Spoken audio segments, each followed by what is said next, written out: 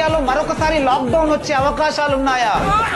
ఊహిస్తేనే భయంకరంగా ఉంది. ఫైనల్ గా కరోనా పోయింది అని ప్రపంచమంతా ఊపిరి పీల్చుకుంటుంటే 5 సంవత్సరాల తర్వాత చైనాలో మళ్ళీ ఒక వైరస్ పుట్టింది.